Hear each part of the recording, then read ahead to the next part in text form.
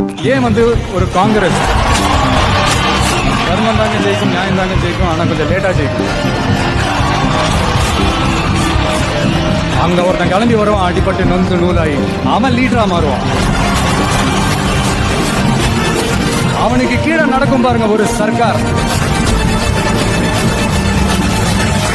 मैं राहुल गांधी। भाजपा जश्न मना रही है, लेकिन क्या यह पूरी सच्चाई है?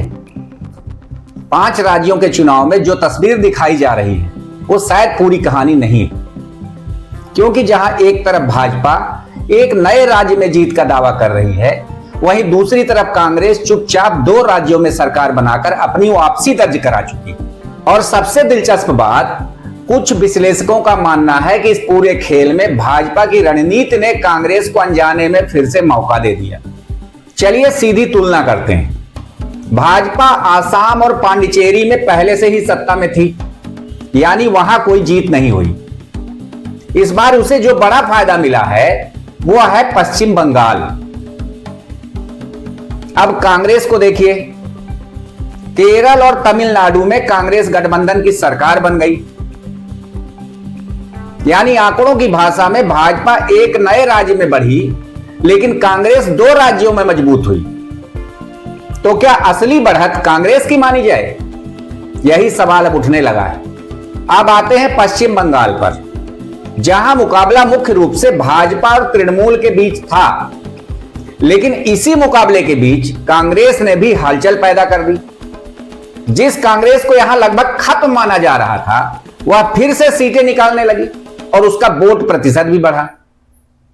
कुछ राजनीतिक विश्लेषकों का मानना है कि इस पूरे मुकाबले ने कांग्रेस को फिर से स्पेस दे दिया है, यानी जहां वो हाशिए पर थी, अब वो वहां फिर से मौजूद दिख रही।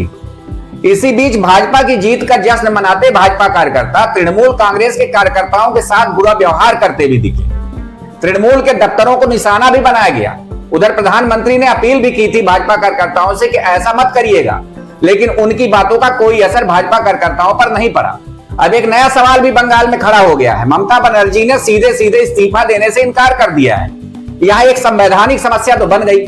ममता बनर्जी का कहना है कि बंगाल चुनाव में भाजपा की जीत ऐसे नहीं हुई है, वोट चोरी हुई है। चलिए बात करते हैं जिस मुद्दे की बात करना बहुत जरूरी है, राहुल गांधी की राजनीतिक मजबूती की। मीडिया का फोकस ज्यादा भाजपा की जीत पर रहा, लेकिन जमीनी स्तर पर कांग्रेस का धीरे धीरे बढ़ता जनाधार भी नजर आ रहा है।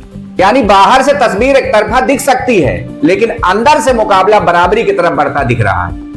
और इस पूरी कहानी के केंद्र में है राहुल गांधी।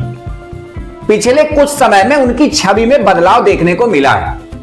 लगातार जनता के बीच में रहना, मुद्दों पर खुलकर बोलना और सरकार को सीधी चुनौती देना,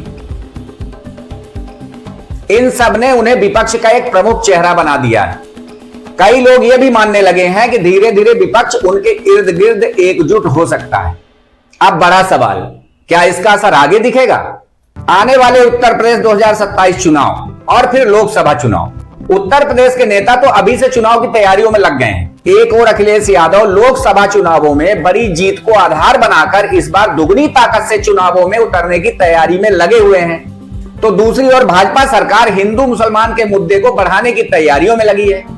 लेकिन योगी आदित्यनाथ की मुश्किलें इस बार बढ़ेंगी, क्योंकि प्रयागराज में शंकराचार्य जी का अपमान मुद्दा अभी ठंडा नहीं हुआ है और यही मुद्दा भाजपा को कमजोर भी कर सकता है। अगर यही ट्रेंड जारी रहता है तो मुकाबला और कड़ा हो सकता है।